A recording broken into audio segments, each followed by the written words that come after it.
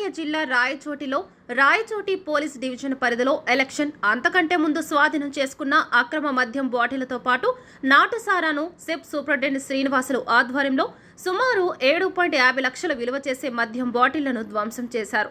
ఈ సందర్భంగా వారు మాట్లాడుతూ అక్రమంగా మద్యం అమ్మినా తీసుకుని వచ్చినా చట్టరీత్యా నేరమన్నారు. రాయచోటి పోలీస్ డివిజన్ పరిధిలోని స్వాధీనం చేసుకున్న వివిధ రకాల మద్యం బాటిళ్లను ధ్వంసం చేసినట్లు వారు తెలియజేశారు. ఈ కార్యక్రమంలో రాయచోటి డివిజన్ డీఎస్పీ శ్రీధర్తో పాటు సెబ్ అధికారిని హిమబిందు, రాయచోటి సబ్ డివిజన్ పరిధిలోని పోలీస్ సిబ్బంది, సెబ్ సిబ్బంది పాల్గొన్నారు.